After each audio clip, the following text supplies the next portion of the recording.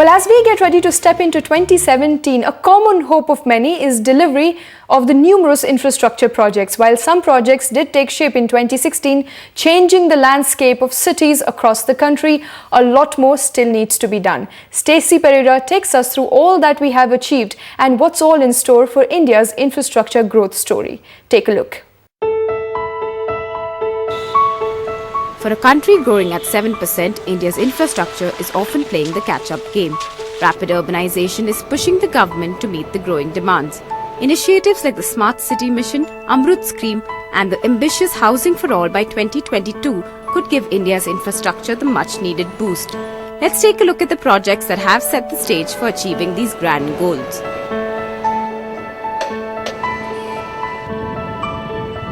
Today, 8 cities in the country have functional metro rail projects. While Delhi is looking to double its metro rail budget, India's financial capital Mumbai has started works on Metro 2B and 4 corridors and is also aiming for a 2021 deadline. Cities in the south haven't fared bad either, with Bangalore's Namma Metro Phase 1 finally opening its doors to a fully operational Line 1 this April. Chennai too inaugurated its first metro line connecting Little Mount to Chennai Airport in September, and works are in full swing for Phase 2. The Kochi Metro is also likely to be completed by April 2017. Any city has to be world class, or a city where you have to give a better standard of living for people. Transportation is the backbone, it's the key, it's something which is extremely essential. And therefore, wherever the metro has come in any of the Indian cities, I think those will be the cities which will be the engine of growth for India. And I think metro will make a huge difference for businesses to set up in the cities, for more jobs to be created, and for quality of life to improve. So certainly it will be a game changer.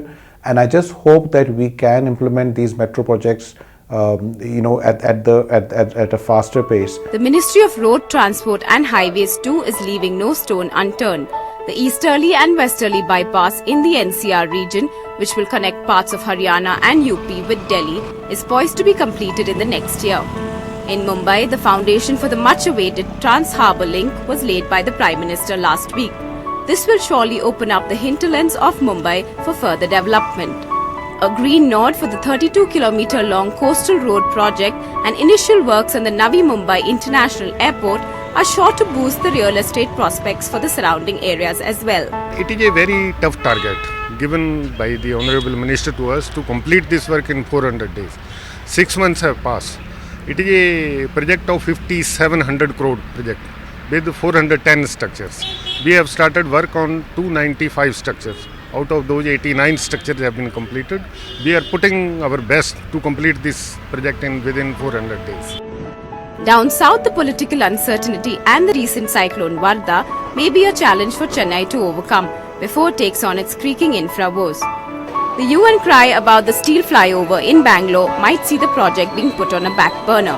However, efforts are being made to get the peripheral ring road project back on track. A project like many others stuck in the limbo for decades. While all these plans are great, the big question on everyone's mind is whether these projects will be completed on time and within budget.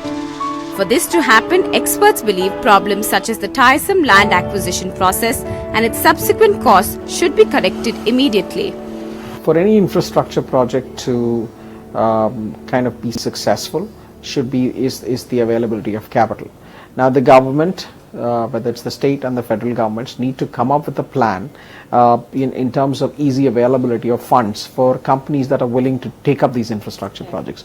Now you need to come up with maybe an interesting concept of an interest-free loan for a certain period of time, especially when it comes to land acquisition and stuff like that. Anything to do with infrastructure, land is the main ingredient, and we do need to address the land acquisition issue. I think if we are able to address the land acquisition problem, I would say at least 60% of the problems will be resolved, if not 70%, and the rest is frankly red tape. Infrastructure is the key driver for the Indian economy. If the centre and various state governments are committed to deliver on their promises, the future does seem bright. Now that all that is said, it's only left to be done. With Bureau Inputs, Stacey Pereira for NDTV Bangalore.